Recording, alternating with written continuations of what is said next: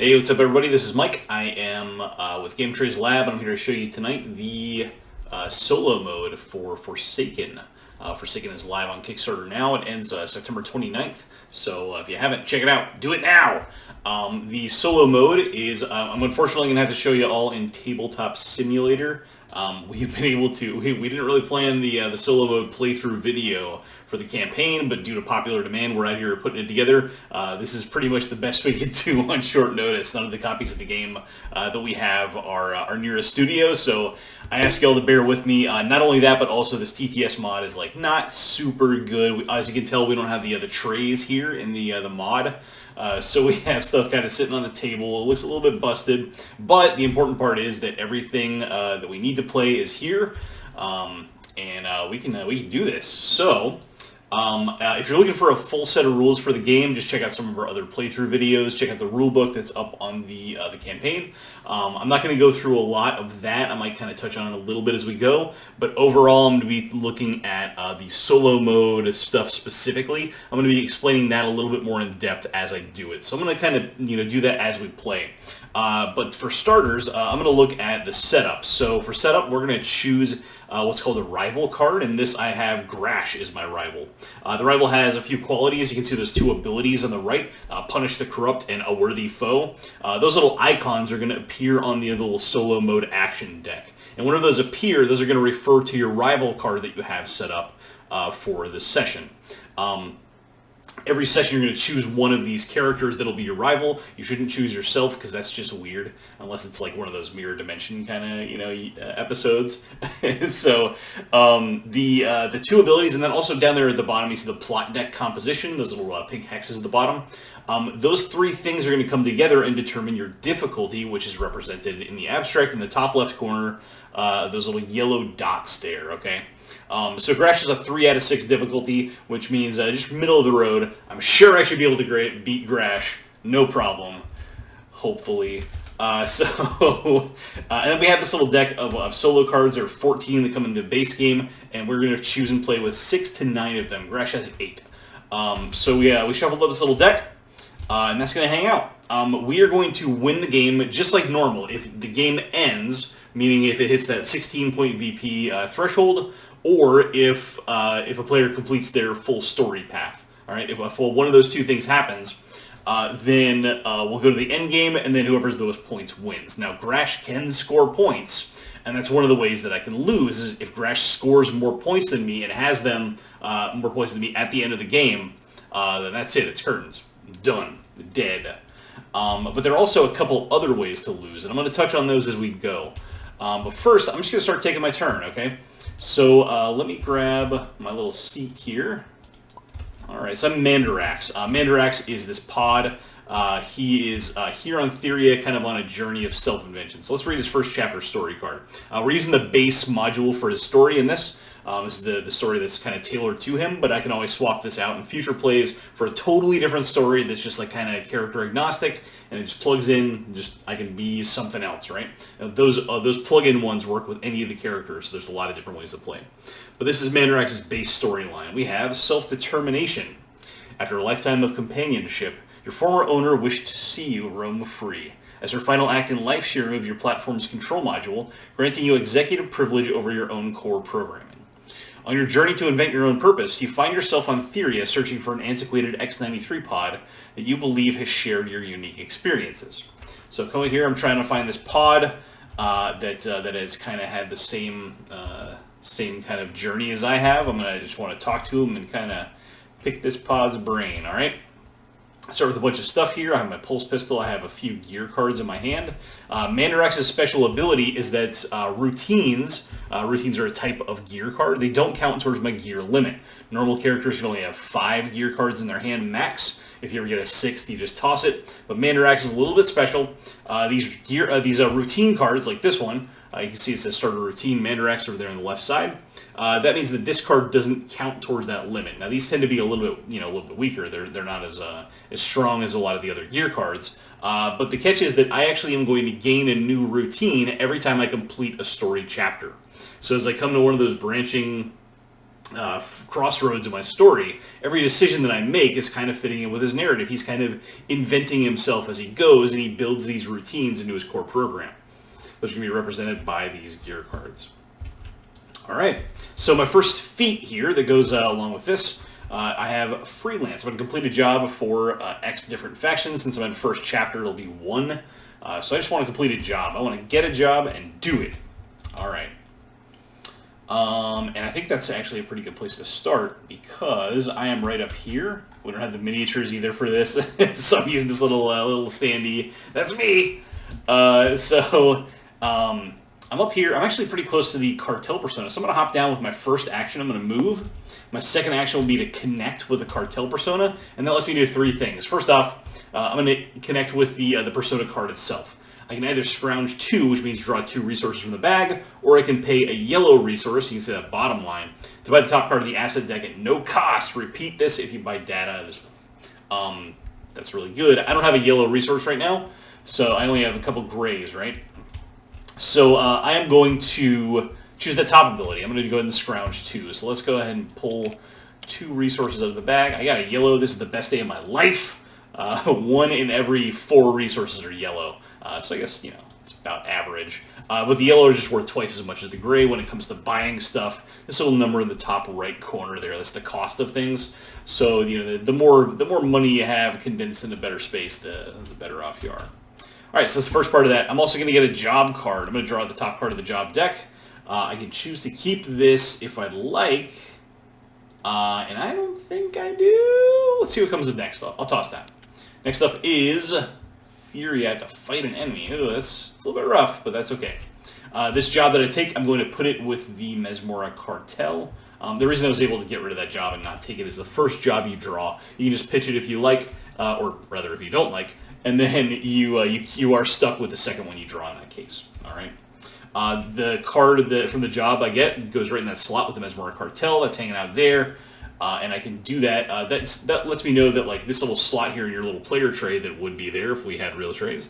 That lets you know that that's the faction that you took this job on for. The jobs aren't they're not specific to the individual factions. They slot into that, so I know that I'm doing it for the cartel now, right? Last thing I do is I'm going to look at that card and I'm going to advance it to the next position on its patrol path. You can see that at the bottom of the card. It is currently at Imperia's Slag Trench, so we're going to move it over here to the Shell Flats. Great. All right, so that was my second action. I remember I moved, I connected, and I got some good stuff. I think ooh, this is nice. Yeah, I like this. Okay, I'm going to play this gear card. It's called Motivation. I'm going to get a free action that lets me move 2. So with that, I'm going to move boop, boop, and this big thick stroke here. This is where the tiles break up on the actual prototype. The way that it's set up here is just you have to have that for one piece tile. So this is the same as any other border. So don't pay attention to that. It's not like a big river or something. It's just a weird relic for the TTS mod. So I played that free action, I moved 2, and then I'm going to use my last action. Remember, that was a free action, so it didn't count against my 3. I'm going to use the Black Market. So Black Market lets me buy gear cards, these blue cards from the queue. The special thing is the Black Market, these yellows that I just drew, because I'm very lucky, these yellows are worth 3 instead of 2 like they are normally. So I got some pretty good buying power here. Cypher keeps a free action. I can connect to a persona in my space and gain a rep in the same faction. Okay, so as long as I'm beside a persona, that lets me save an action and get a rep on top of it every time I play this thing. That's pretty good. But I like this. Yeah, let's buy it. Okay, so I'm gonna put this in my hand. As a free action, I can just get a yellow from the bag. I love it. So I'm gonna spend 4 to get that. Those are going back in the bag. But I'm actually going to, since I don't have any actions left, but free actions don't consume actions, so I'm going to play that. I'm just going to get this yellow right back. That's great. So that's going back anyways. We're doing that. Cool. So I'm out of actions. I am beside one of these little encounter nodes. So I'm going to look at the top card of the deck, and I will reveal and resolve it. The Chitterwigs. Once a designer pet, the Chitterwigs have become nothing short of an infestation. They are notorious for stealing anything they can and for their love of vandalism and graffiti. Add the Chitterwigs token, as 2 from the reserve, to your space and immediately suffer its effects, then draw and resolve another encounter. The Chitterwigs are buttholes. We're going to search through this little reserve zone. The game has millions of components in this reserve. They are going to come into the game when they're called, and hopefully they won't be this huge. Can we shrink this down a little bit, please? Who made this mod? It was me. I did. So I apologize. So we're going to shrink this down a little bit. Okay. That's going right there. And this says, whenever you end a move here, you discard a gear. Now, I would actually, since I did this, it does say immediately suffer its effects. So I am going to discard a card. I don't want to, but I'm gonna... these gear will come back to my hand if I start my turn beside a pylon, which, looky there, I'm at one. So this isn't too big of a deal. I just won't have it for this encounter coming up. Let's toss this. Okay. So we're going to draw another card. Beep. All right. Origins unknown. Looking for a line on some work, you meet outside the cantina with a low-level cartel flunky named Vivo, a scale-skinned reptoid with an augmented eye and a little too much attitude for what he's worth. He tells you how his boss tapped into an orbital Imperiad scanning array and has been tracking a signal from beyond explored space.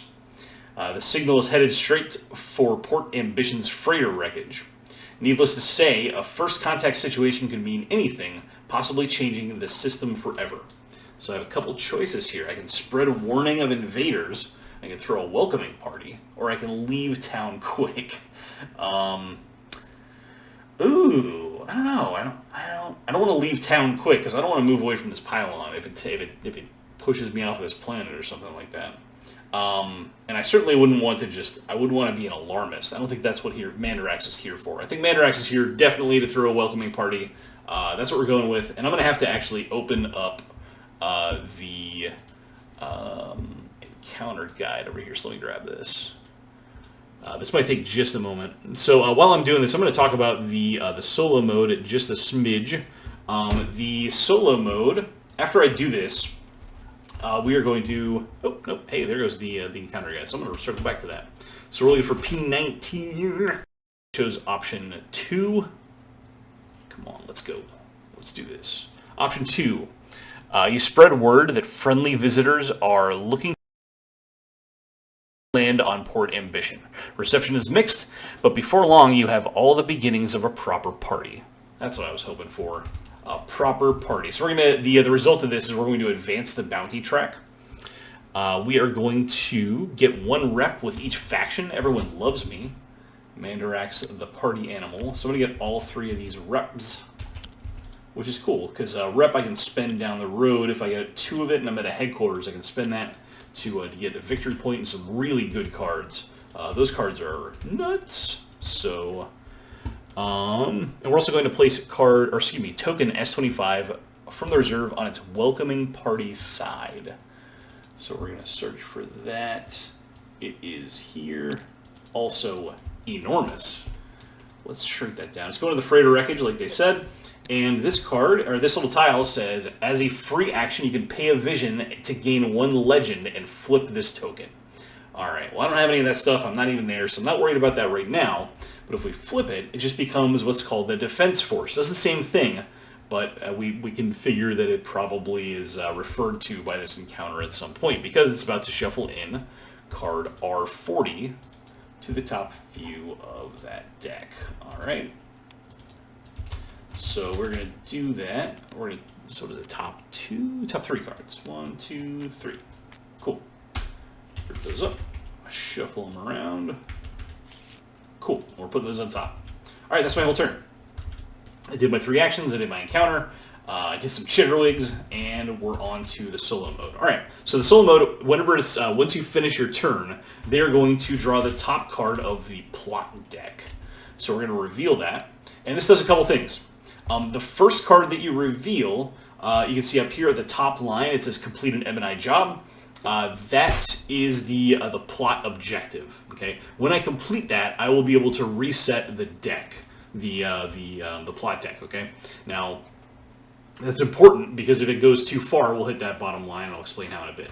The other thing we do is we're going to resolve the line of text on this based on what card it is in order where it came out of the deck. So in other words, the first card that I reveal, I resolve line 1. The second card I reveal, I resolve line 2. Or the third, line 3, etc., etc.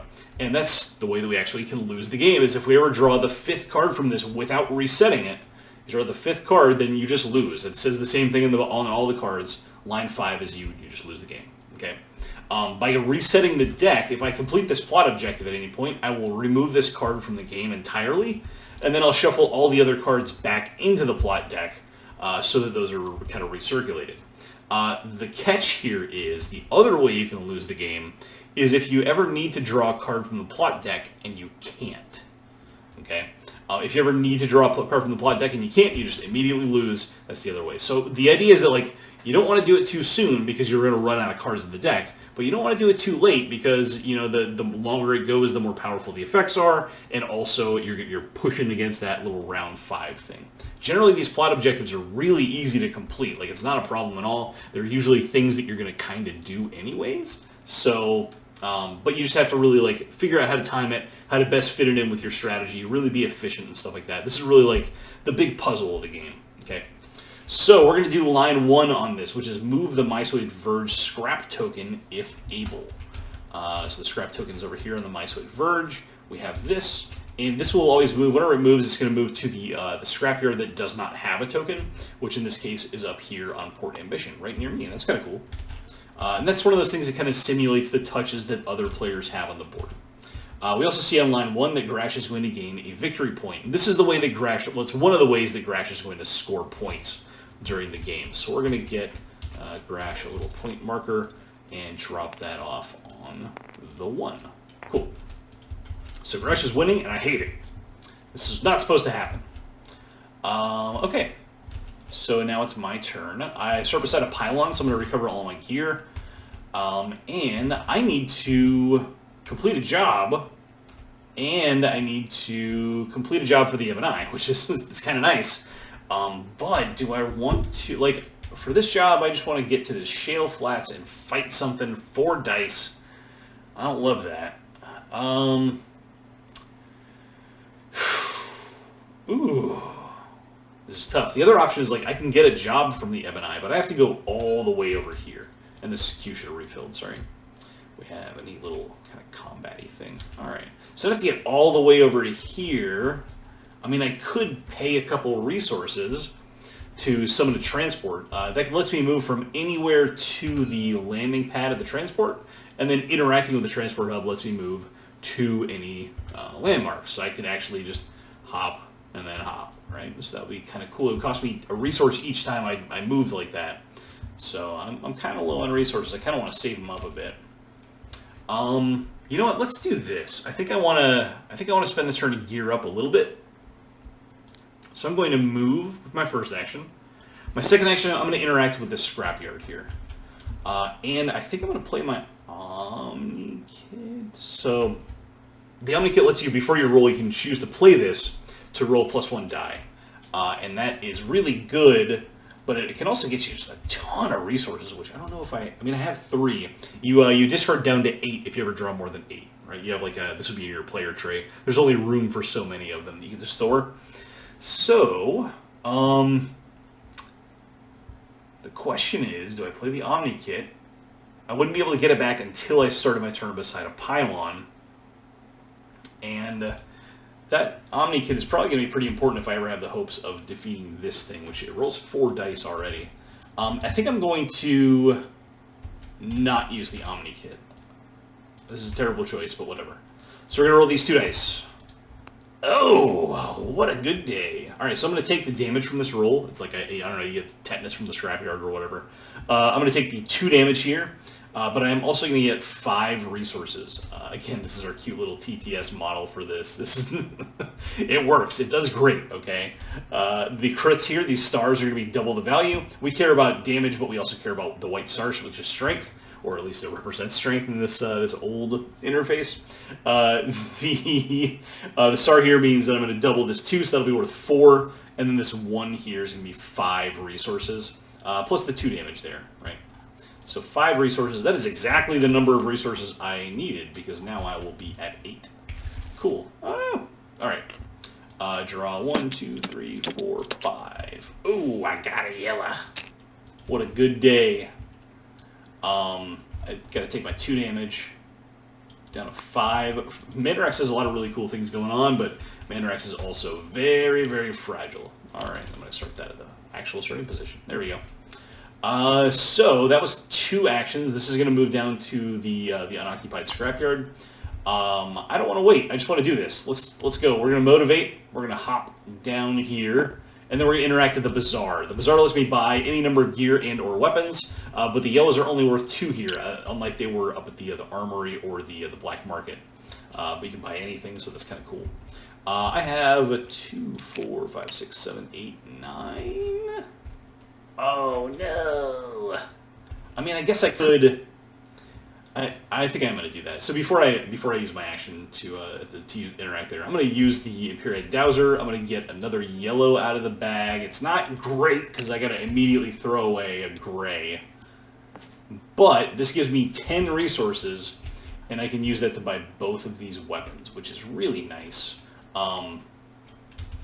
The reason I did that is because I think this game... first off, I have a fighting job, and I probably need to make sure I can cinch that.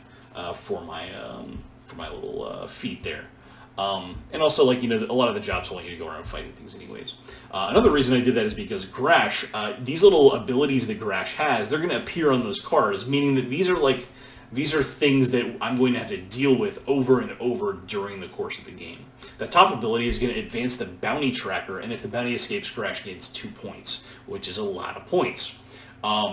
The bounty tracker is like, this is this little card over here. I can go and fight those at certain times, get really big rewards the further down the track it is, but if it ever escapes, something bad is going to happen to me, and if Grash ever causes it to escape, then Grash gets points like that, right? So that could be really rough. I'm probably going to have to think about these bounties more than I would if another character were my rival, which is cool. Like, it gives you, like, it changes the way that the game feels and the things that you have to prioritize. So in this game, I think I'm going to end up fighting a good bit. So let's look at the weapons. I spent all 10 of my US dollars. They are all gone. Goodbye. I am but a pauper. But I do have lots of weapons. So whenever you get a new weapon, you can choose to equip it as your main weapon, or you can flip it over and equip it as a mod. The mod effect is that little bar down at the bottom of the card right there, and that is going to add permanent stats onto your weapon, so it just kind of builds up as you go. The catch is that you can only have one mod of each different icon type, right? So there's 4 types. So your best possible stack is like a weapon and then 4 different types of mods, and that's it. In this case, the Imperial Assault Pod can only be a mod, so I definitely know we're going to flip that. And then I'm just choosing between, do I want this or this is my main weapon. Your main weapon determines the number of dice you roll, and also the ability that you get for just whenever it's your weapon. You just get that in every battle. So I think this is a bit better. It has more dice, has a cooler ability. So I'm going to flip this over as well and plug that in. This is actually a really good weapon stack so far. I have 4 dice base plus this 1 extra die from the Assault Pod. This ability here, it says I can gain a legend after I overwhelm, even if I don't win, which means that damage is really valuable to me. I want to be able to deal damage to things. Overwhelm target is like on a certain card, like for example, like this. You said overwhelm in that blue or that little white 5. That means if I deal 5 or more damage to it, I also get the overwhelm reward, which in this case is an extra rep. If I did that, I would also, since I had the back alley shiv, get an additional legend in on top of all the other rewards I'm getting, which is really cool, especially because these mods that I have just happen to have a bunch of damage on them. So I'm dealing extra damage. I want to have extra damage. I have this little stabby engine set up, so that's cool. I don't know if I was planning on having the stab engine together, but, you know, that's fine. You know, when life gives you lemons, sometimes you have to stab them. So, we use all 3 of our actions here. We're going to end our turn, and we are beside an encounter node, and we're going to go ahead and read this. This encounter is Gossip Ketterwhale. At a nameless settlement, half buried in Etherean dust, the bleak gallows made of rust and scrap looms over a set of low, huddled houses. As you approach, a scarred man is dragged past you towards the gallows and cries out for help. "Stop this madness! I don't have the fungolite!" Sometimes I do voices, yeah. A quick bioscan from your OmniKit reveals he's telling the truth, but there does appear to be some kind of unlisted organism attached to the base of his skull. He suddenly breaks free and runs towards the barren wastes. So my options are I can cover his escape, I can reapprehend him, or I can plunder during the commotion. Plunder during the commotion seems like it's a pretty good fit. I don't know. I don't take Mandarax to be the plundery sort, you know? Reapprehend him? Nah, Mandarax ain't no snitch. So I'm certainly going to cover his escape. Let's do this. That little skull there tells me that there's going to be a fight, right? But that's fine. I love to stab things, so let's party. So T17A is the entry we're looking for in the guide. We're going to read that. Option 1, you draw your weapons and stand to cut off his captor's pursuit. I'm going to fight. They have 3 dice. All right. So they have 3 dice. I'll go ahead and set those aside. And I actually have 5 dice because I have my 4 from my back alley shiv plus the 1 from the pod. So 2, 3, 4, 5. I'll be the blue dice here. All right, enemy is red. So we're gonna grab all these, put them in the tippy toppy, and see what happens. Sorry for these little dimples here. This is something we messed around with in a previous version. All right, so I got basically all criticals. They also got all criticals. Goodness. So first off, we're gonna deal damage. They are dealing 4 damage to me, but I'm going to play this and reduce 2 of it with these 2 shields. So, yeah, get out of my face with that. You do take the damage first, so I will go down to 3 health, which I didn't want to, but I did. And then they have, each of these is 2 strength normally, but they're crits, so they're 4, so 4, 8, 9 strength. We can keep track of that here. And I have a 6, 7, 8, 9, 10, 11, 12, 13, 14 strength. What a good day. I'm also dealing 2, 3, 4, 5, 6, 7 damage. Which would be great, except that this enemy does not happen to have an overwhelm value. The other ones that are mounted just in the book, they don't have those. So, unfortunately, I won't be able to stab, but I do get to win the fight, so let's see what happens. If you win, read the following. You catch up with an exhausted Ketterwhale down the road. Harry had told me you were coming, but I started to worry you'd be late. I should have trusted her. She's never been wrong before. He gestures vaguely to the bluish mass attached to the back of his neck. She has a few things to show you if you're willing. So I can choose to agree or decline. And yeah, I mean, let's do it. I mean, we're already inviting aliens over to this world. We're already, stabbing things. Let's just listen to this alien thing. Let's party. If the player agrees, they gain 1 vision and 1 legend. Hot diggity dog. So I'm going to get a vision token. Hooray! And a legend. So legend hops up here, and your legend board. This is this is part of your character that is asymmetrical. Every character has their own little special spaces on this board, and sometimes different lengths. They'll usually like kind of synergize with your personal character kit, with your talents, with your signature gear and stuff like that. So my first step here is to recover a gear. That is wonderful. Ooh, do I want to just get this back and make some money? Or do I want to move a bunch? I actually probably need to move because I need to get down here pretty quick. So let's grab that. All right. What a good day. Got our legend. We did that. And that's it. We're going to go ahead and refill the queue here.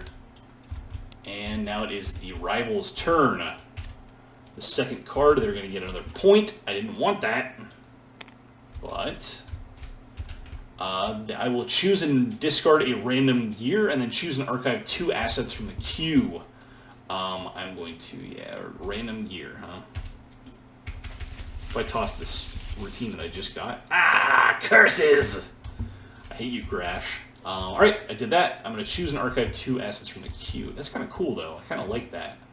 I think I want to toss the Cipher Cube and the leaked dossier? Sure, let's do that. And we're revealing another leaked dossier and Imperiad secrets. Goodness, there's a lot of data. There's only like 12 data in the deck, and we just got basically all of them, which is great because Mandarex, if I can wheel around here, I can buy any number of data at no cost, which is nice.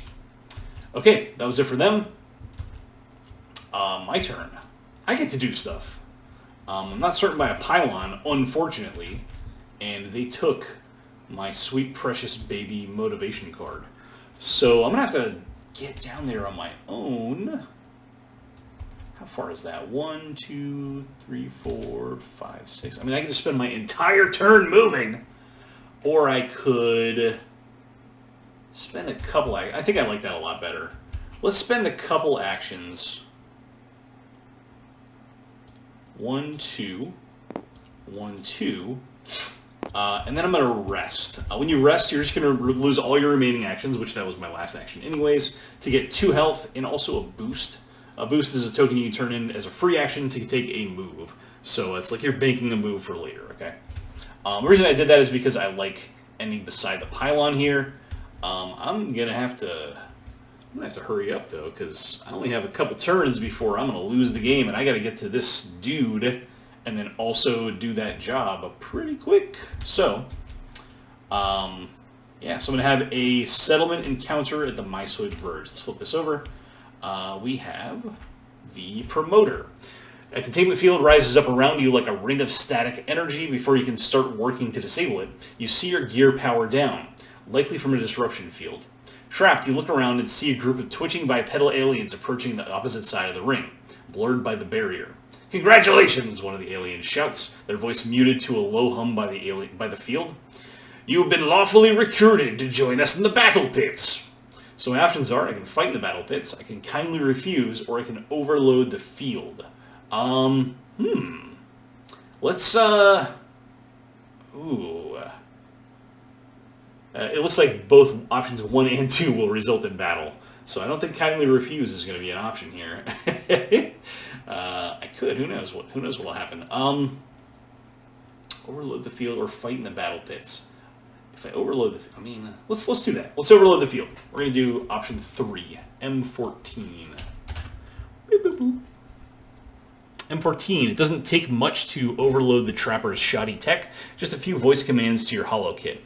You and the Trappers are caught in the resulting blast, and you manage to limp away in the chaos. Set your vitality to 1 and gain an infamy. Ow. And an infamy. An infamy is just like a little status card that you hang on to. It doesn't do anything for me unless I have specific cards or abilities that care about it. Otherwise, it just kind of it makes you a piñata. The first other player to beat you in a fight will cause you to lose all your infamy except for 1, and then they get legend based on that. Now, the rival has some card effects that actually care about your infamy too, so the rival might actually be able to cash in on that as we go as well, which is not great, but that's okay. All right, we did that. I am also going to gain a victory point and a boost. That's great. I was really hoping I'd get a boost. And then advance the bounty tracker. That's something that I did not want to happen. Because again, the further that bounty tracker gets down, the more likely the Grash is to punt him and get a couple points for it. Okay, so that was my encounter. We're moving on to Grash's turn. We're on line 3 here. It's going to be a point. We do, in fact, have that red icon, so we're going to advance. And if the bounty had escaped here, Grash would get 2 more points. Line 3 is a 1-pointer. So Grash is up to 3. And I would move the Mysoid Verge scrap token if able, which I am. Okay, that's it. I start my turn beside a pylon. I'll recover. Kaput kapow. I'm going to play Motivation. I haven't spent any actions yet. Play Motivation, and I will connect with the Ebony. I will. So I can actually spend I can get a vision, or I can spend a vision to gain 2 legend. And I think I might want to do that because, yeah, let's do it. So I'm going to spend the vision. I will get 2 legend, and I will recover all routines, which gets me my little motivation back, which is great. That's exactly what I want because I need to move this turn. Next thing I'm going to do is I'm going to get a job with the Ebon Eye. I'll look at the top part of the deck. I can fight an enemy with 4. I'm only at 1 life. Like, I am pretty likely to die on these things. But it is, like, right there. It's tough. I have a couple of those I can move, so I can move up to 6. 1, 2, 3. My second action would be that. Okay. The thing I'm thinking about doing is, like, I have this motivation, these couple boosts. I could boost all the way back to the clinic and then go back up to max health, and then I have 1 more action still, and I can move towards Tranquility Settlement. Which is good, but I don't know if I want to burn all that stuff. Like, I might just want to see if I can take on a different job. The thing is, if it's a different job and it's all the way across the map, then I think I have a problem. So, yeah, I'm going to keep this. I mean, another option is I could just go there and just try and fight it now. If I lose, that's fine. I get moved to the clinic anyways. I think that's probably a better idea. I'm going to do that. And then the last part is, of course, I'm going to move this to the pyre vents. Hello. All right. I'm going to play motivation and move 2. And then I'm going to burn a boost to move. I still have 2 actions left. Actually, you know what? Instead of using that boost, I'm just going to use my second action to move to Tranquility Settlement. Because if I get defeated, I'm going to lose all my actions anyway. So let's save the boost. And then a special action, I'm going to fight the Mutate Scabs. If they deal me a damage, like, I have my Resilience on hand, which I can block up to 2. So as long as they're not dealing me 3 or more damage with these 4 dice, which it's kind of likely they will. I'm kind of taking a risk here, but again, it's about the same action efficiency as, like, just going to the clinic, right? So yeah, let's go for it. I have 5 dice. I can get a 6th. Sure, why not? We're all in on this. It's really important that we win this. So they have 4 dice. I have 6. Let's get those out of the tray here. Alright, so it'll be 1 more red, 1 more blue, so that's 4 and 6. Yeah, let's go. Alright, here's hoping. Don't kill me, bro. Oh, yeah, they did kill me. Oh. Oh, no! That's fine, though. It's fine. So, yeah, they're dealing a total of 1... oops, sorry, not that one. They're dealing 1, 2, 3, 4 damage. I can block 2 of it, and it's just not quite enough. If I had some Trixies, then, yeah. Am I dealing enough to get that legend for Overwhelm? Because if I am, that's great. I would need 5 damage. I have 2 there. 3, 4, 5. Yeah, so even this little thing says I get a legend after I Overwhelm, even if I don't win. And I'm not going to win the fight, unless, you know, who knows? Maybe we'll see what happens. Resilience! Hey! If you drew this during a fight, you may still win and overwhelm that fight if able. Set your vitality to 2. That is the only good thing that can be in the defeat deck. Most of the cards are going to cause you to lose whatever fight you're in. You lose all your remaining actions, and you'll generally be moved to the clinic. This one, I get to stay in the fight. That's wonderful. Oh, what a good lucky break that was. So... and so now we're going to move on to the point where we're comparing strength against each other. And they're not doing too bad. They have 4, 8, 9, 10, 11. And I have 2, 4, 6, 8, 9, 10. Oh, no. Oh, did I really not win? This is a nightmare. What a bad day this is. I don't think I have any other effects or abilities or anything. Nope, that's it. Oh, that's heartbreaking. 6 dice against 4 and I lost. It's because they got those 2 criticals down here. 2, 4, 6, 8, 9, 10 versus 4, 8, 10, 11. Yep. All right. So lose, but I do still overwhelm, which this is going to be nice. I get the overwhelm. Even if I don't win, I get the legend for it. That is going to advance me here. Buy any number of data at no cost, and lads, there is some data up here. So buying all of this stuff, this is really good. This is a windfall. So I have the nav point. That's going to get me a transponder token. That's going to let me interact with the ruins later, get a couple legend out of it, get another cool bonus. Cool. Tossing that, we have Leak Dossier, get a rep in Cartel and Sanction, which is great because I already had one from each of those, so hey-yo. Then we have 2 copies of Imperiad Secrets. This is like the most expensive data card. Gain a legend or a victory point, gain both if I have a card with Imperiad in its title, and I do. I have an Imperiad Dowser.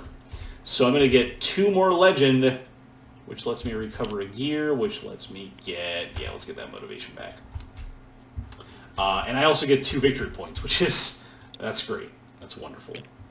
Okay, so all of these are archived as data are, and that is not quite the end of my turn because I do have an encounter still. So we're going to go ahead and flip over the top card of this deck here. And this is an encounter tailored to my character. Refer to your character section in the encounter guide and resolve the entry below. This is like every character, this card represents a different encounter for every character. So there's this could be pretty much anybody. So I'm going to look at the Mandarax section and look at Mandarax's entry number 2 as it says on the card. And we did this one. So this encounter is called Fetch. A lone canid approaches you, Terran in origin, hopping along on its 3 legs. Unusual for a creature that is genetically predisposed to have a 4th. It holds a dried branch in its teeth, looking at you expectantly. Your eternal directives are unclear on the treatment of non-sapient life, but this creature's demeanor suggests that its perception and experience are not so different from other organics. Quickly updating your valuation matrix to make room for dogs, you take the branch from its mouth and throw it. So I'm going to take card C29 from the reserve. Mandarax has made a dog friend. This is one of my favorite encounters. I love that. It's nice and sweet. It's just kind of a nice little offset for the weird and otherwise strange tone. So we have Fetch. This is a new gear card. After I roll, I can play Fetch to recover a routine and then reroll it to 2 blanks. That's fantastic. I would love to do that. That's my encounter. So now it is Grash's turn. We are on turn 4. Grash gets 2 points. I hate it. I'm back here at 3 still. Alright, and this says we're going to, on number 4, move to your starting location or discard all gear. My starting location is all the way up there, and if I do that, I'm probably going to lose. So I got to discard this gear. That's it. Alright. I didn't want to do that, but it happened. Okay. I hate you, Rash. You are the worst. So this is it. This is do or die for me. I do need to... yeah, I need to get over here and complete this. The thing is, like, I'm right here at the Tranquility Settlement. I can fight this enemy again, but... I'm at 3 health, so if I end up taking all that damage again, and now I don't have my shield, then I'll lose the game, because I'll end up moving to the clinic and probably losing all my my actions, although this resilience is shuffled back into the deck. Maybe I could draw it again. So I think I'm going to play it safe. I'm going to boost a couple times. Sure. You know what, let's just move. I'm going to do 1 move. I'm going to do a boost to get to the clinic. My second action is going to be to heal the full at the clinic, and then I'm going to boost again and hop down here. My third action will be to special action, fight this thing, and if I lose this, like, that's it. That's the end of the game. So let's try it. I have 5 dice. They have 4. That's not 5, is it? It's not. That's 6. 1, 2, 3, 4. All right. Let's see how it goes. Boop. Okay. So I have 2, 4, 6, 8, 9 strength. That's cool. And they have 2, 3, 4, 5, 6, 7 strength. Hooray! They're going to deal 2, 4, 5 damage to me. Goodness! I'm glad I healed. They just rolled all the crits and all the damage zones. So I do win the fight. I have Overwhelm. I have 2, 3, 4, 5, 6. So yeah, I do Overwhelm. So I'm going to get an extra rep for completing this. The normal rewards are for doing a job are 1 legend and 2 rep. For overwhelming, I get a bonus rep. So I'm going to get 3 total rep. This is really good. I have tons of rep with some of these people. I also get a bonus legend for overwhelming because of my stab strategy. My stab strategy. That didn't work. So I did that. I also completed this and didn't lose the game. Hooray! So this is out of here. We're going to reset the entire deck and put it back. All right. I've also completed a job for 1 different factions. So I'm going to get 2 points for that. That's catching me up. That's right. We're going to pitch that. And the story card that you're on, it tells you at the bottom the condition that you need to advance in your story. In this case, I've completed 1 feat, and I'm going to immediately read entry Z4. So let's go ahead and do that. Z4. The X93 pod. The X93, a rolling mining and excavation model no more than a meter wide, is nothing like what you expected. Its treads are strewn with some sort of tinsel, and its plates alternate between loud colors. The little pod seems to have modified itself extensively, but the modifications all seem aesthetic and wholly unnecessary. You introduce yourself and explain the unusual journey of self-invention that brought you here. My name is Nim, it says in a warbling synthetic voice, opting for verbal communication over direct transmission. Most organics will disapprove of your goals, but one called Caldelar helped me to become me. He may be willing to help you too. The path ahead is unclear. On one hand, you could study Nim's code and find a way to upgrade your systems and hardware to support these advanced heuristics. Alternatively, you could find Caldelar and place your future in his organic hands. So I have a little branching, like a little path here. I can choose option 1 is I can leave the organic side of this and work alone, or option 2 is follow Nim's suggestion and search for Caldelar.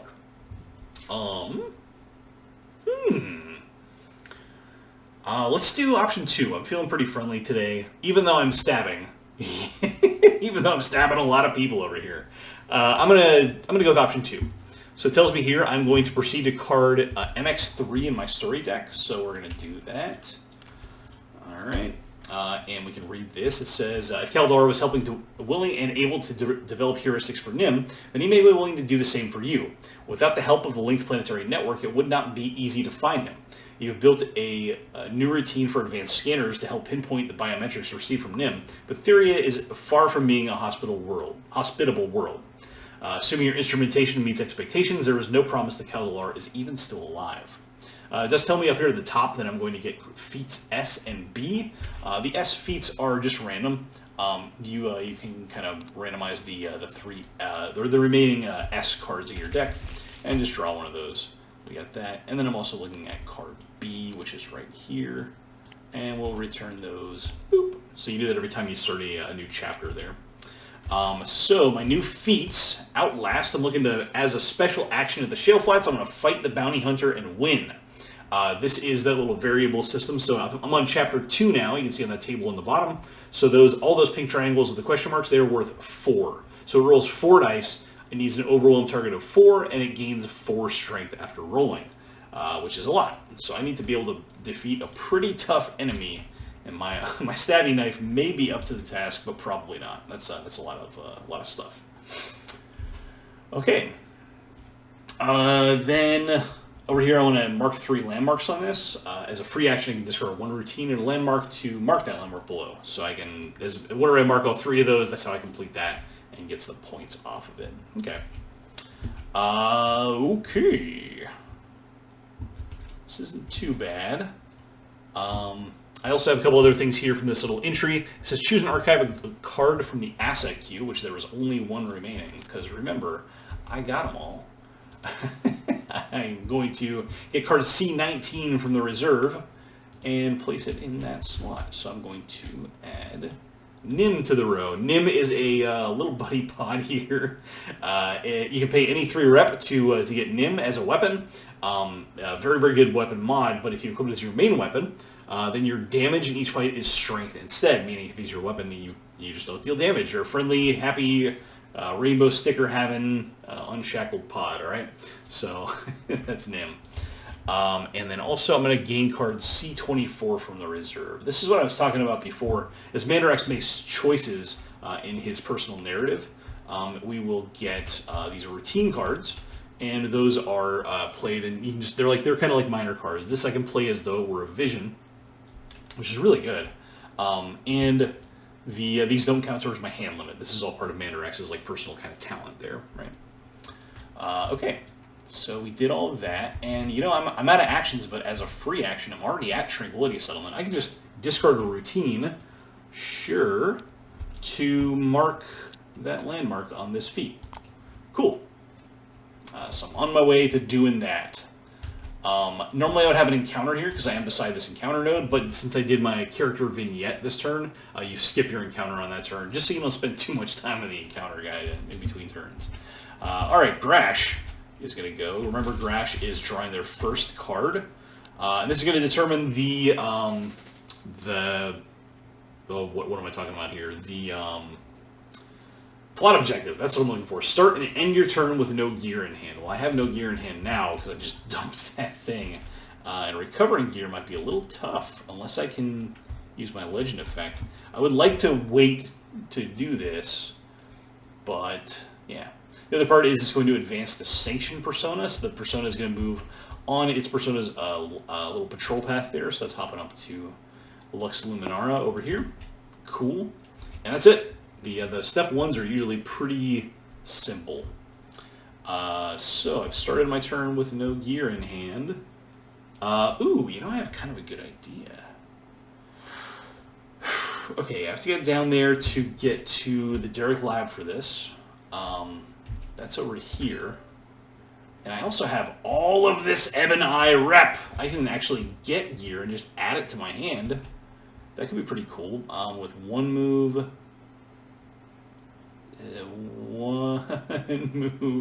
two moves. Perfect. So we'll do 2 moves to get down here. My third action is going to be to spend 2 of these. Oh, sorry, I was supposed to lose this job. This is done. I do not have it any longer. And we're also supposed to refill this little row out here. All right. We got some cool stuff. Hollow Dash is neat. That's cool. That's good. And infamy to roll +1 die before you roll. That's good. Okay. So, in doing this, I'm going to interact with the Ebon Eye HQ. I will get a point for doing so. Yay! And then I am also going to look at the top 2 cards of the Ebon Eye Spoils deck, and hopefully one of them is a gear. It's not! Ah! I can gain 3 legend. Okay, this actually does the trick. It says gain 3 legend and get a vision and archive this, or I can get this. Oh, gain 5 strength after you roll in an encounter. That's amazing. It's also worth 2 strength, and I need strength too. Oh boy. I think I want this, but I think I need to get this. 3 legend is just fantastic.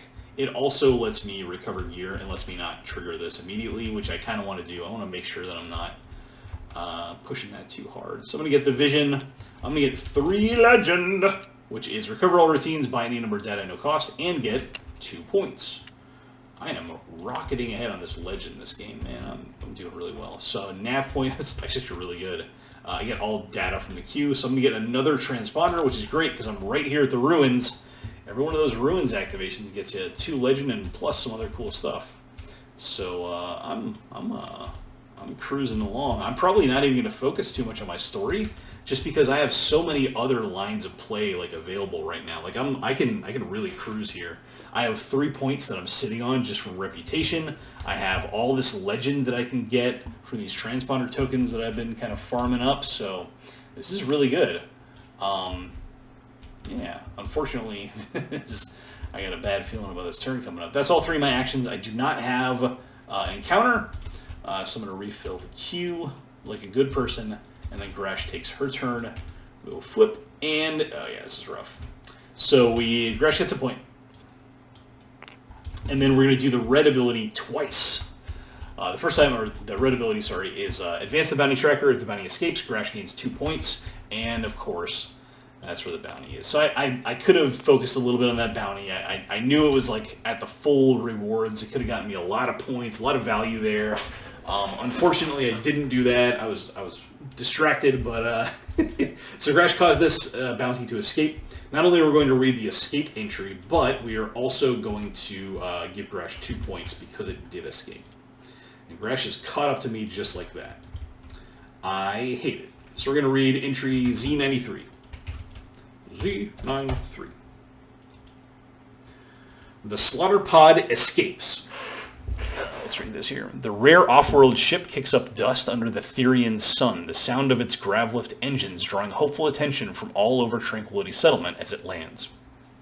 A ship arriving means a ship departing, and a ship departing could mean it a way off this dying world for some of those who were abandoned here with no way home.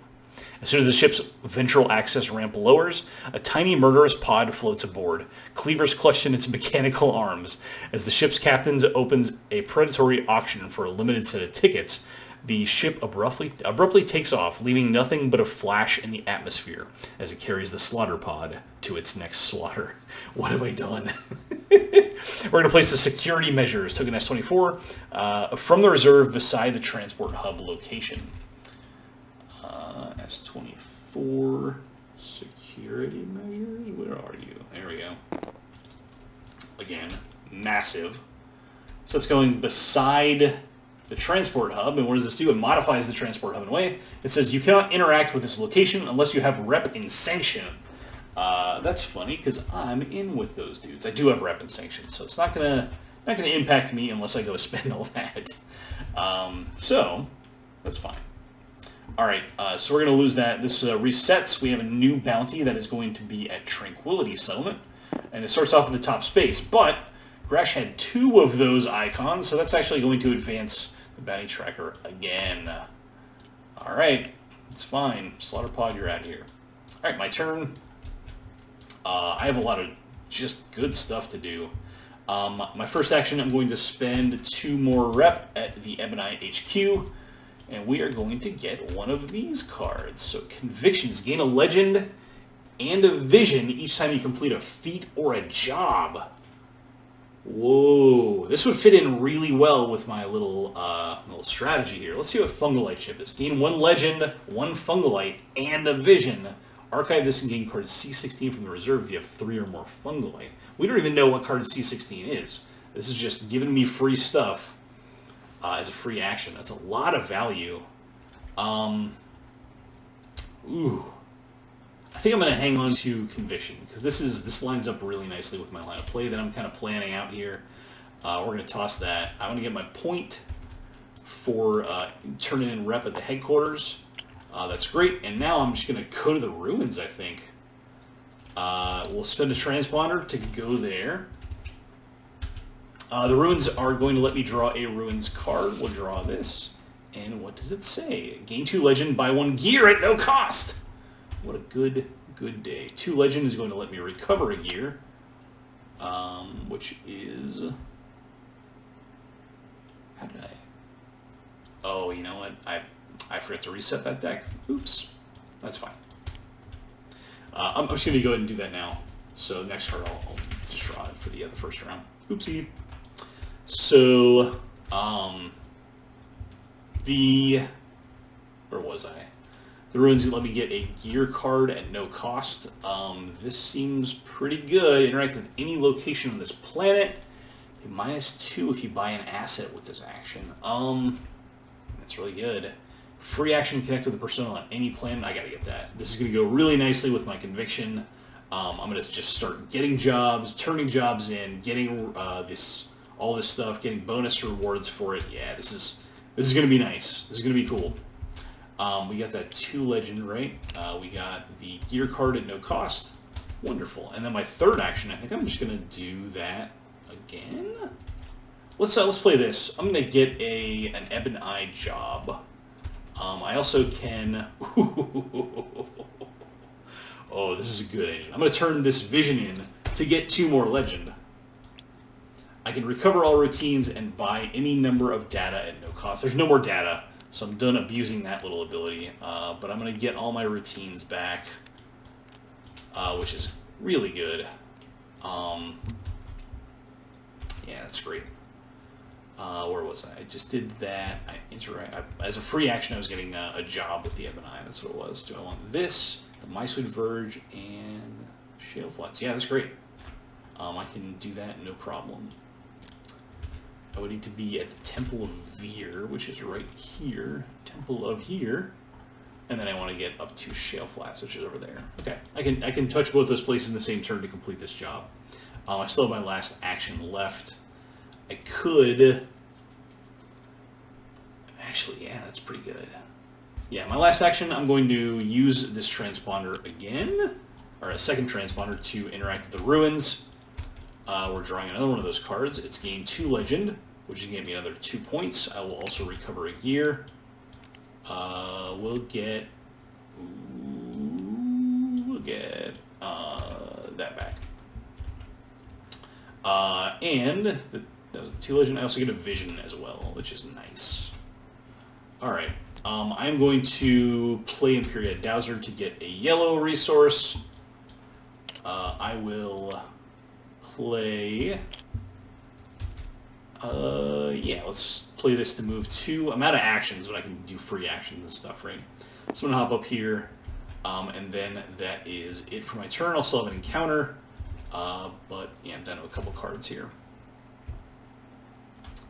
Yeah, sure. So my encounter is the Heretic. An Ebony Blood Daughter waits for you as you round a corner, already rising to her feet. The problem with these Prescient types is they always know when you're coming. The Blood Daughter says, your substance can help unlock a great power beneath the verge, which can heal this land. Ugluthok the Dormant must waken. If you join this ritual, we will surely be spared in his coming, unlike those among my own kind that branded me heretic. Restoring the land sounds great. Awakening someone named Ugluthok does not. So I can either offer substance or report all the heresy. I believe I established earlier that Mandarax was no snitch, but I'm not going to offer substance either. I'm down to, that sounds like I'm going to have to give up some health or something. I'm already down to 2. Yeah, I don't know if I want to do that. Like, also, like, reporting the heresy, I bet that can get me in with the Ebony. I'm already kind of going along that path. I'm kind of a follower. Mandarax is like a mercenary in this game, I think. A stabby mercenary who ignores his own personal objectives to go after the greatest glory. So yeah, let's do it. I'm going to report all the heresy. Apparently Mandarax is a snitch. M16. That's option 2. The Blood Daughter snarls at your refusal. My name is Yith. Remember it well. You report Yith's location to the Ebony and carry on. I will gain 2 rep in the Ebony. What a good day. 2 rep in the Ebony. That's great. No, not you. There we go. There we go. And that's another spoils. That's another point. Oh, yeah. And we're going to shuffle card R34 from the reserve and the top 2 cards of this encounter deck. So R34 is going to be that one, I think, right? Yep, cool. Top 2 cards of this encounter deck. So we have a second chapter coming up, and I feel like Yith is going to come kick my teeth in. So let's get off this planet. Alright, we did all that. We did our encounter, and now it is Crash's turn. Alright. This says complete a carpet tail job. He gets a point and advances the battle tracker. Crash keeping up. I don't like this. Okay. Not bad. My turn. I'm going to start my turn beside a pylon. I will recover all billion gear cards that I have. Remember, the normal limit is 5. I just have a ton of cards because of these 3 routines. That's like Mandarax's deal. You notice I'm just kind of recurring my gear and just bouncing it around and doing all kinds of fun stuff. That's what I'm here for. I'm here to party. I'm down here. I would like to complete this job. I'm right beside the Temple of Veer, as you can see. And I can actually kind of hook up there. 1 action, 2 actions, and 3 actions. I can make that up there. I can get this job done. And doing that job would get me 2 rep and also 2 legend and a vision. That is a ton of stuff. I mean, a ton of stuff. Or I can kind of start working on all of this along the way as well. That would probably cost me another turn, because I do have motivation, though. Could I do that? 1, 2, and then... yeah, I can do that, actually, because this is a free action. Yes. So motivation. Boop. We're going to hop over this way. We're going to discard a gear card. It'll be... or, sorry, a routine card. To do that, I'm going to mark that here. And now, my first action is going to be move. Second action is going to be 1, 2, move. And then third action is going to be to move 1. I guess I can move 2 if I wanted to, right? Sorry, this should be refilled. The second space could be... I think I'm going to stick right there. Yeah, the shale flats. Yes, let's do that. So I've completed this. I visited each of these places in a single turn.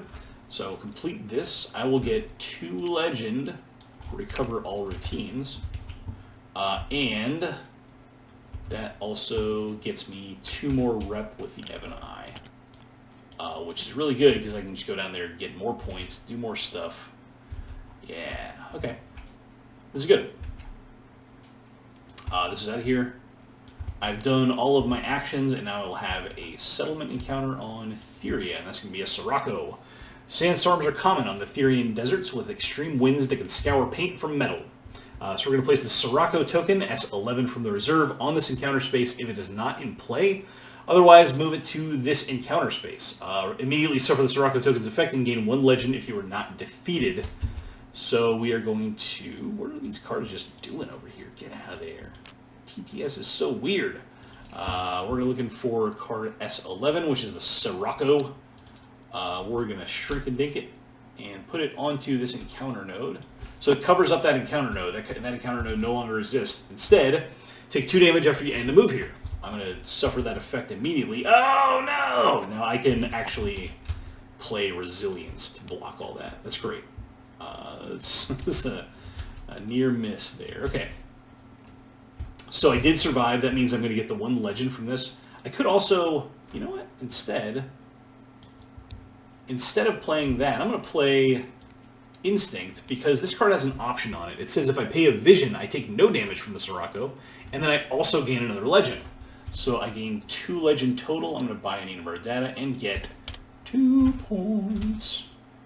Yeah, this is really good. This is pretty strong. Yeah. Okay. So that I do have to spend... oh no, I played that this card that can be played as though it were a vision. So that's nice and helpful. I did actually forget to get my vision from that, though, I think. So I do have 2 visions currently. Cool. That's it. So Grash's turn. Grash has a point and advance the bounty tracker, and I take a damage. Oh. Oh boy. Advance the bounty tracker. So once again, this bounty tracker is like right on the cusp of escaping. That can get Grash more points, and I would like to avoid that if I can. Which we do need to get Grasher 1 point there. Yeah, okay. So my turn. I'm going to start off with a... ooh. This is tough. Let's start off with this. I'm just going to grab a yellow from the bag. Searching for that. Thank you. Oh boy.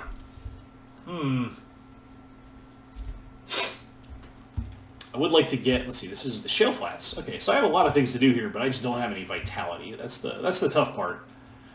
Maybe I should just scoot on over there, heal up. That's my first action. Ugh. Second action is to move back. Oh, then I'll just take 2 damage from that Sirocco. What a dark day. But I have to get to the shale flats. Alternatively, I could just go down here to the strip mines. I have 2 actions left.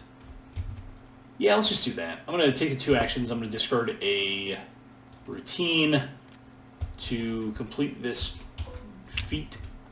And we're moving up to 13 points. That's great. 2 points for doing the feat. If I complete both feats, then I'll be able to read my next vignette. But again, like, I'm kind of not paying too much attention to my personal story. I'm just kind of using those intersectional objectives, and I have my own little loop that I'm doing, right? I'm stabby, I'm getting legend when I fight, I'm getting extra legend when I do jobs. All this rep that I have is just farming me values, so yeah, I'm feeling pretty good. But I do have an encounter. This is Mad Mahir. You hear a wild howling and screaming before you hear the engines of Mad Mahir's motor convoy. The infamous sanctioned gavel roars through the canyons with his posse, seeking out every form of injustice with the intent to eradicate it. As the convoy approaches, you see the howls were coming from Mad Mahir himself, his dry, cracked lips pressing through his cage-like helmet. He approaches under the pretense of an inspection, looking for any excuse to escalate the situation. So my options are I can fight him, I can submit to scrutiny, or I can stage a diversion. I mean, I don't know. Let's see. I certainly am not going to submit to scrutiny, because that's not how Mandorax rolls. Mandorax's gun is entirely too large to be putting up with that. So instead, I think I'm going to do... I mean, stage diversion seems cute, but I have this knife and a full vitality bar. Let's party. One thing here is that since I've gotten so far ahead on VP, as I cross these little thresholds here, the enemies that I fight, the NPCs, are going to start rolling extra yellow dice against me, and those are going to get kind of tough. That's every enemy that I fight, so that's gonna start to get a little hard. I might need to just, that's something.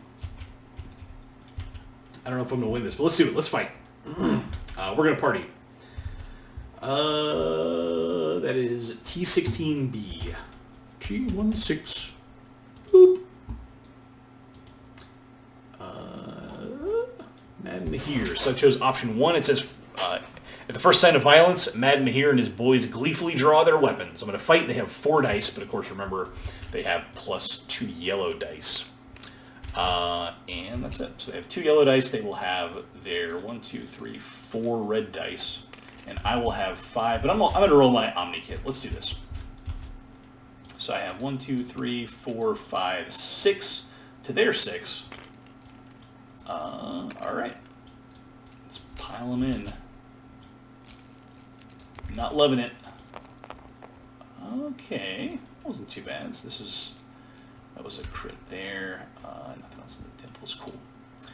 Alright, this is really good. So they are dealing me 1, 2, 3 damage, which I do not have anything to block that, so I'm down to 4 again! These things keep stomping on me. I have 4, 5, 6, 7, 8, 9, 10, 11, 12 strength. And they have 1, 2, 3, 4, 5, 6, 7 strength. Great. That's wonderful.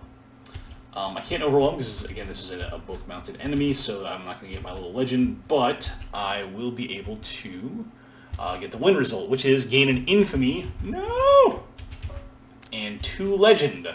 Yay! I can recover 1 gear. Let's get back... Man, I might want to get back resilience because I keep getting stomped. Alright. I got an infamy and 2 legend, and that's it. I got rid of Mad Mahir. Chase them off out into the desert. Cool. So now it is Grash's turn. I have not completed a cartel job yet. I would like to pretty soon, though. This is round 3, so... Oh, jeez. Grash gets a point. It says move the Micewood Verge scrap token if able. There is not one. And then it has a red ability, which is advance the bounty tracker. And it escapes! No! That means Grash is getting 2 more points. I keep ignoring that because I keep doing other fun things, but that is catching up with me. That is the second time that has happened. I'm going to read entry Z95. Z95. Grash. Thanks. Meeb Mayhem escapes. That's this little this critter here. On a cold desert night in Theria, Meeb Mayhem wraps his psychoactive tentacles around a comms technician, compelling her to access the planetary uplink and delete all records of his existence. When the technician awakens, she finds she's lost every one of her memories. Meeb becomes a phantom and a legend on Theria, forgotten by all who see him, rumored by those that see the patterns. Each player discards a vision or all gear. I don't want to lose all my gear, so yep, let's toss the vision. That's what I've been getting them for. Cool. Yeah. All right. Grash is up there at 13. Can I do... Oh, boy. 1, 2, 3 legend. You know, that's not impossible. Man.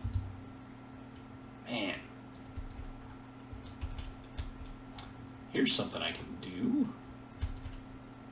I can get a boost like that. What else does this do? I'm just musing, don't mind me, talking to myself. Do y'all do that when you play solo games? Because I constantly talk to myself when I do. If anybody ever saw me like you are now, they would probably think I'm demented. They would put me in a prison. So I think I want to... What I really want to do is I want to get up here and complete this cartel job and just start getting some dang points. The catch is that this game is going to be over pretty soon because we are pushing that 16-point threshold. If I can complete a job and overwhelm this thing, I have all my combat-y stuff. Yeah, I mean, I think that's a pretty decent plan. I'll be able to get that. I'll be able to get that. The other thing is, the other thing I can do here is I can, like, if I can fight this as well, it'll be 6 dice and 4 strength. That is a lot. I don't think I can fight that. This is at least like it's 4, you know. Whew. Yeah, that's tough. I do need to complete this because this is like I only have a couple turns to complete a cartel job, and I need to start working on that. So, whew. Here's what I'm going to do. Is I'm going to play this. I'm going to connect with... Oh, Ebon Eye can actually get me 2 legend. I could recover all my routines, which would be a big help. Yes, let's do that. Okay. I'm going to connect with the Ebon Eye. They're going to give me a job. My super pay a vision. Sure. That seems not all that difficult. I'm going to pay a vision anyways to activate the secondary ability there, which is going to be gain 2 legend. It lets me recover all my routines and buy all data. Again, there's no data, but I can recover a couple of these cards here, which is really nice. Okay. I haven't spent any actions yet. The thing I'm looking at doing is, like, I have all this rep. I could get Nim, and I can convert my stabby engine into a strengthy engine. I would never be able to overwhelm anything, but you know, I could do pretty decently. Like, it's really hard to lose a battle when you're converting all your damage into strength, right? So that's pretty meaningful. But I would have to get up to either the Armory or the Bazaar. The Bazaar is kind of up here. Yeah. And I am far away. I did my feet. I mean, I could take a couple turns with this. That might be right. You know? Yeah. Okay, let's do this. I'm going to play Motivation. I'm going to move over here. I'm going to connect or interact with the Sanction headquarters. I'm going to toss those. I will get a victory point. Hooray. Puts me to 14. I might be able just to end the game before... Because if I can get one more legend anyways, then that's actually the game end trigger. And I won't have to worry about it. So I can kind of push a little bit. But... They do get 1 extra turn after that, so they might actually score points and catch up to me. But now with a 3-point spread, I don't think they can cover that. Okay. So my first action was to do that. I also have to get my spoils here, which is neat. Gavel's Badge. Remove all dice from one zone of your choice.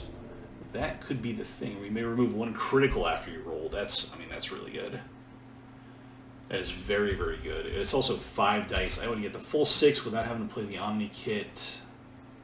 This would give me a strength. I think I want to get the Gavel's Badge, though. I think that's probably a little bit smarter, because I only need to do, like, 1 actual fight, right? So I spent 1 action. Next, for my next trick, I will... man. I might just move and rest.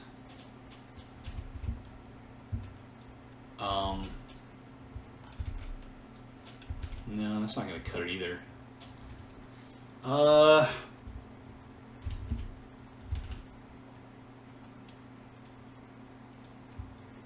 Yeah, I mean, I'm going to have to do this cartel job here. I think I'm going to move and rest. I'll get 2 health back. I'll get a boost, which is nice. And I will...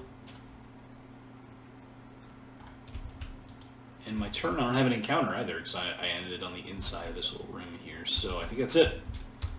And Grash is going to go. Grash is Advance the Bounty Tracker, which I actually forgot to replace the bounty. We have Proftari Hish moving to the 2nd space on their bounty track. And Grash, unfortunately, is going to roll 3 dice and deal all indicated damage to me. If I'm defeated, Grash gets 2 points. I don't like that, but it's happening. So we're just paying attention to damage on this roll. And that is going to be 3 of it, but I can block 2 of it with Resilience. So I'm just taking 1 damage, going down to 5. Alright, fine, Grash. You can get your damage in. Okay, and now, this is my last turn. If I don't complete this thing, then I'm dead, but I did just complete, or draw all my cards. So that's cool. I'm going to spend my boost. I'm going to hop up to the Bazaar. Oh, no! Alright, that's actually really rough. I forgot that I spent all my sanction reps, so there's not really any purpose in doing that, is there? Instead, I did get all my gear back because I stood beside a pylon. Instead, I will just... oh boy, I have my boost at least. 1... heal the full, I guess. This is pretty busted. The Gresh? No, Gresh got no points. Oh, you know, I did the wrong ability there. Sorry. So, sorry, instead of being at 5, I wouldn't have taken any damage there, or I would be at 6 still. I read the wrong line on this. Instead of doing the blue ability and advancing the bounty tracker, we're going to rewind that. And instead, Grash gets 2 points, hops up to 15, and move to your starting location or discard all gear. I would have discarded all gear because I was right by a pylon anyways and got it all back. Okay. So, yeah, I mean, now I don't have to stop at the clinic, but that doesn't really matter. I'm all in on completing this cartel job at the Shale Flats, and I think that's pretty much all I can do. So we're going to boost over. 1, 2. We're going to play Motivation. Boop. That's going to deal me 2 damage. I guess I can just block it. Whatever. Yep. Or, sorry, block the damage. Yes. From the Sirocco. Because if I end my move there, then I take the damage. I'm at the Shale Flats. I will take an action 2. My second action here, I believe, right? I haven't spent an action yet. So my first action? Is that right? Oh. Woo. First action to fight this thing. Now the thing about the job is I can try this again if I fail the first time.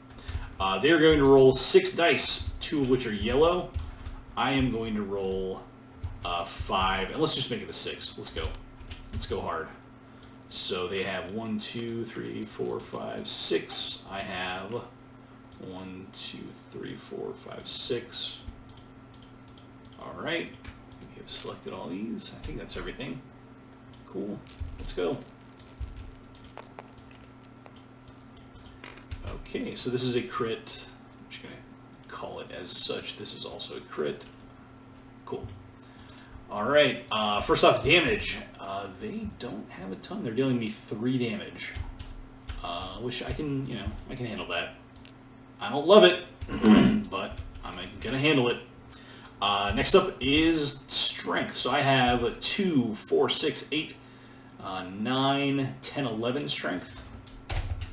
And they have 2, 4, 6, 8, 9 strength. Wow. Is that right? I think I missed one. 2, 4, 6, 8, 9, 10. 10 strength, sorry. So I just barely snuck in with that. I do also have 1, 2, 3, 4, 5, 6, 7 damage. So I'm certainly going to overwhelm. I managed to win the fight without having to play any other gear. That's lovely. I will get 2 cartel rep, along with 1 legend for doing the job, plus a legend and a vision for doing it with conviction. Alright, that's going to get me 2 there. I will recover 1 gear. Let's get back Omni Kit. No, I need to get back Resilience. I did complete this, so thank goodness this is going away. Otherwise, I would have lost. And for doing the lap there, I'll get that 2 points from there. And that does trip the game end. But they do get to draw a card. It's possible they get a point or a couple points, and they would actually be able to get ahead of me. So I have a couple actions left, and I can actually try and go after this thing here. I'm at the Shale Flats. It rolls 4 dice, has plus 4 strength, meaning that it's 6 dice. So it's basically like the last guy that I just barely beat, except it has a plus 4 bonus, and I don't have my Omni Kit. It seems less than great. Seems less than good. Another alternative. What can I do with this cartel dude by the top asset card of the deck of the top card of the asset deck at no cost? It's not going to get me much. I'm not going to be able to get enough legend to loop around. Boy. I mean, I have 2 actions. I do have like a couple points sitting here in this rep. And that helps for tiebreakers and stuff, but I don't think I can get to a headquarters and spend it in the space of 2 actions. So I think my best bet is just to shoot for the moon, hope that I can beat this thing, and yeah, just ride that, Let's see if we can work that out. So yeah, it's going to roll 4 dice plus the 2 yellow. It'll have plus 4 strength. I'm rolling 5 dice. Period. I don't have anything that can boost that. So 1, 2, 3, 4, 5, 6 plus 1, 2, 3, 4, 5. Okay. Yep. So first thing we're doing is some damages. This is actually not a bad roll. This is crit. Yep, cool. So I will take 1, 2, 3, 4, 5 damage. Really? 5 damage, and I am at 3. I can block 2 of it. Ugh. Another option here is I can actually play this. After I roll in a fight, I remove all dice from one zone of my choice. I could just choose this zone up here. I would lose 1 strength, but he would lose 4 strength and 4 of that damage. So yes, thank you. I knew I got you for a reason, Gavel's badge. So I don't die. I just take 1 damage. I can block it. I can do anything I want.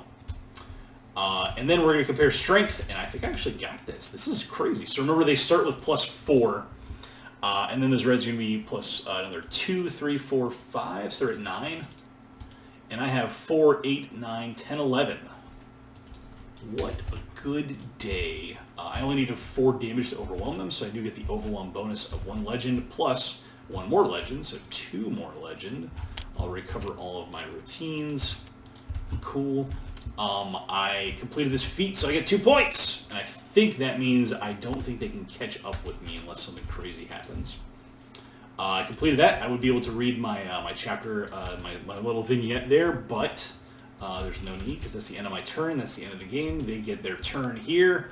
They would have gotten a point, and that's it. Just with the port ambition scrap tile of Able. Boop. And that's the game.